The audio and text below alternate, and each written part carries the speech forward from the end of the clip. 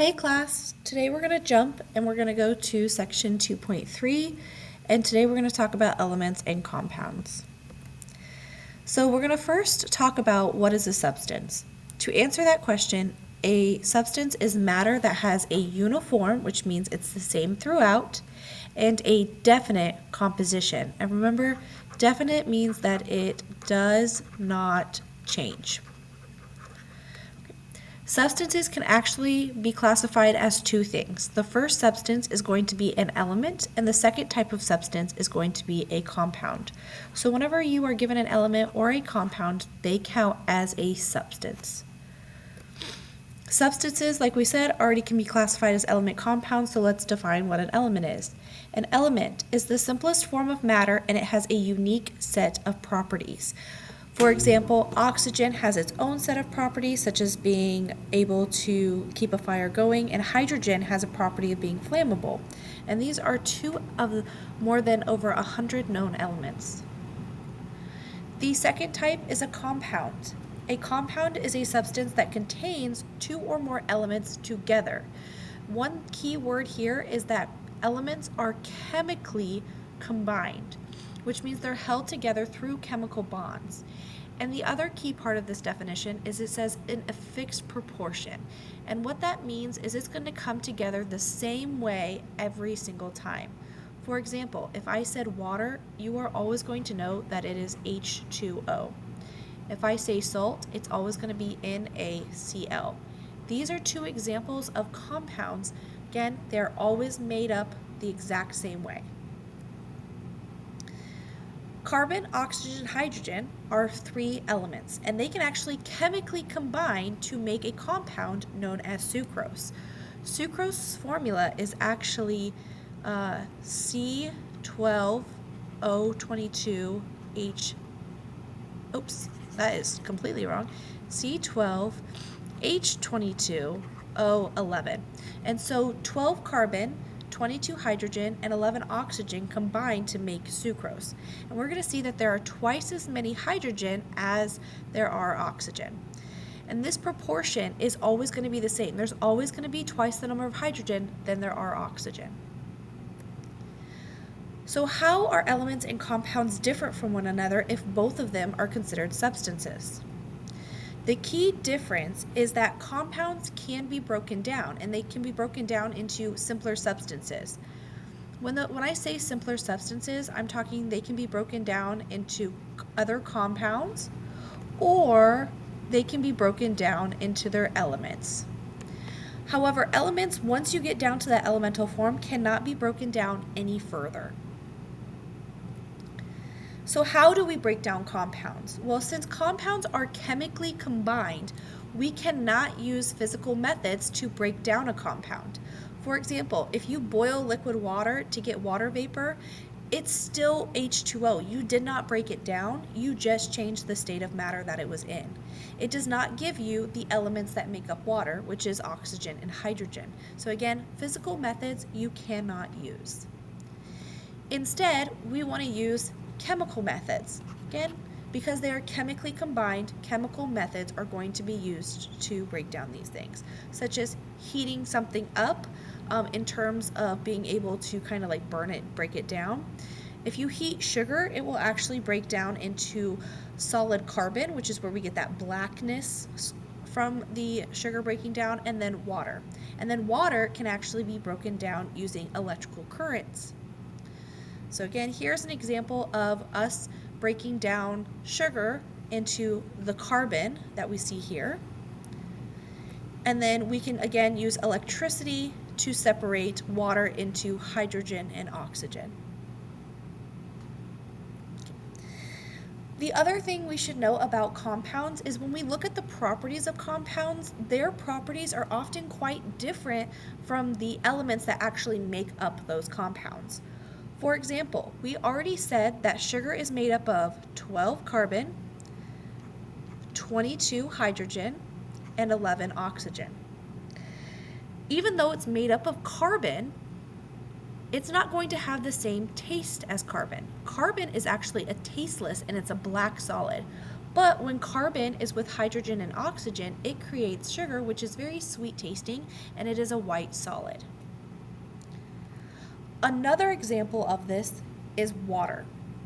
We know that water, which is H2O, is made up of 2 hydrogen and 1 oxygen. We know that water is a liquid. It helps prevent materials from burning. We use water to put out fires all the time. However, it is made up of 2 gases. The first gas is hydrogen. Hydrogen is actually super flammable, so that's not going to help you put out a fire. It's going to help instigate or create a fire.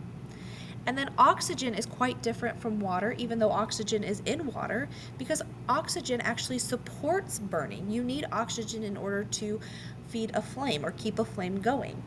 Again, the properties of these elements, which are both gases, created a property that is not the same as the compound they're in, which is liquid water. And then the last example we'll kind of give you with this is salt. Salt's formula is actually NaCl. It's made up of sodium and chlorine. And if you were to describe salt, you would tell me that it is white, you can eat it, so it's edible, and it is a solid. Yet it's made up of these 2 elements, sodium and chlorine. If you look at the element sodium, it's actually a soft gray metal. It's not white like salt.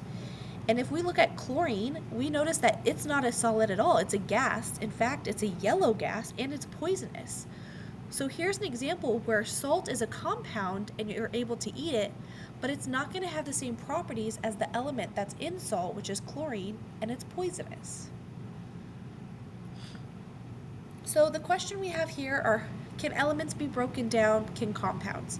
So let's go ahead and try to answer these 2 questions. The first question, can elements be broken down?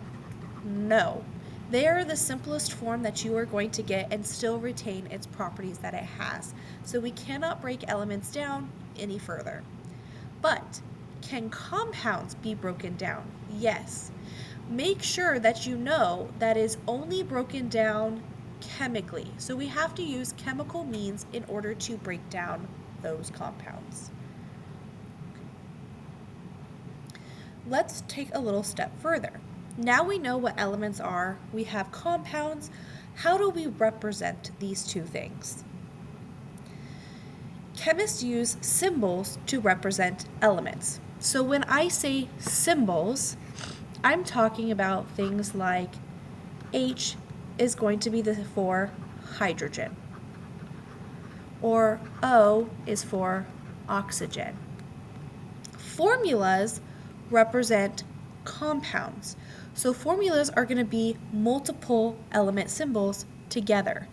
So we've already talked about H2O, hydrogen and oxygen together. We've talked about NaCl, salt and chlorine together. So here we're going to see those symbols come together to create formulas. Symbols is not a new idea. For thousands of years, symbols have been used.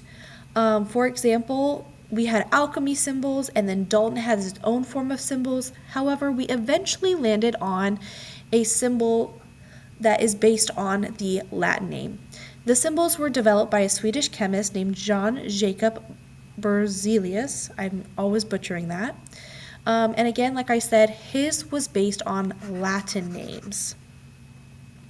Each element is going to be represented by either a 1 or 2 letter chemical symbol.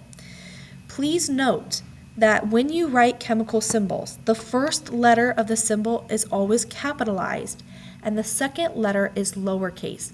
You have to write these correctly.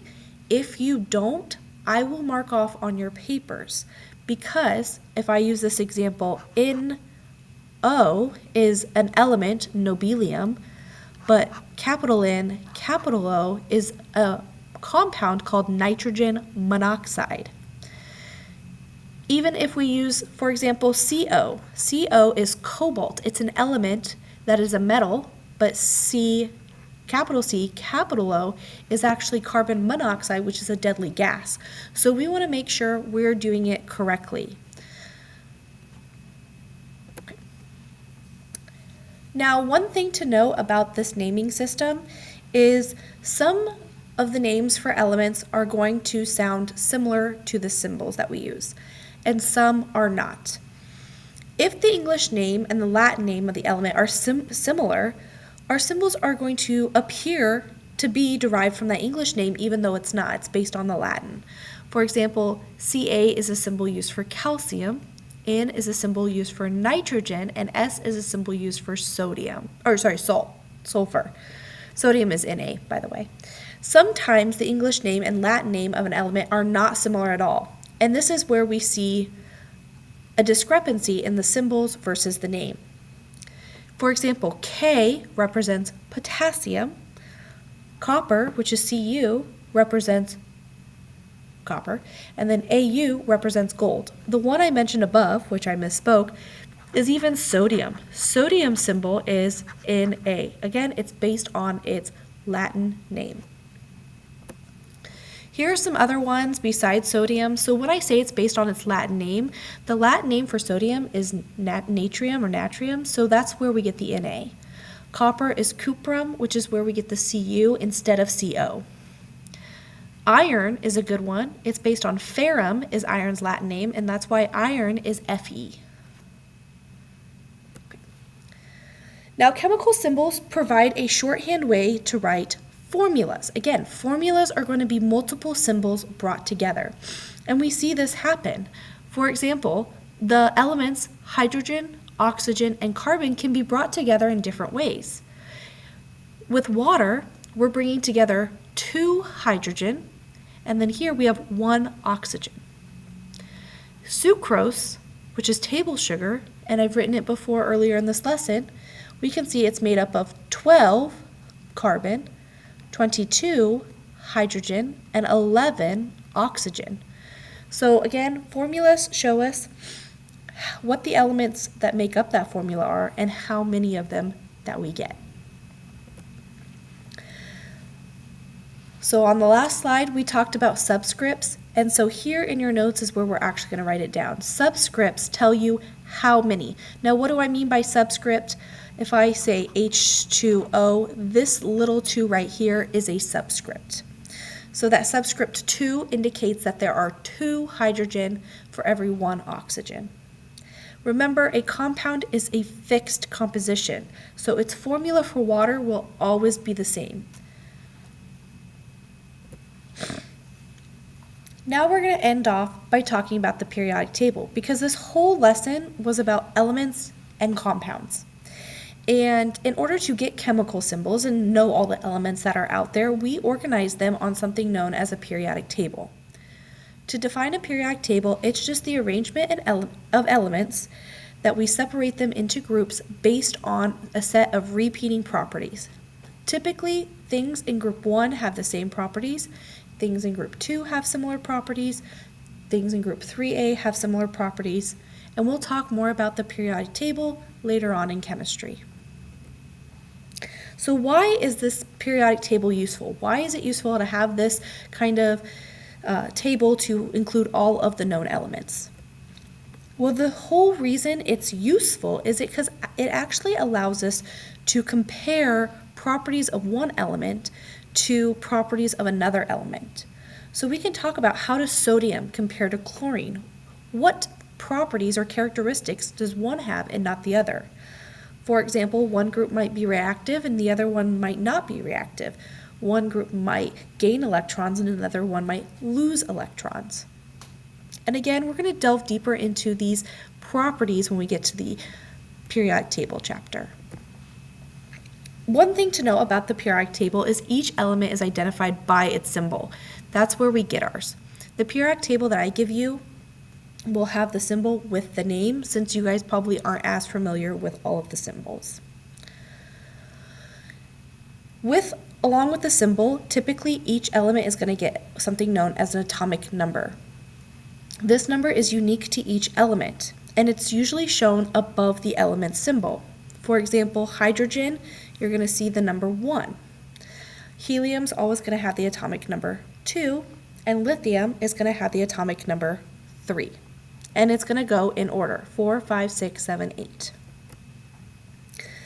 We're going to end up talking about periods versus groups.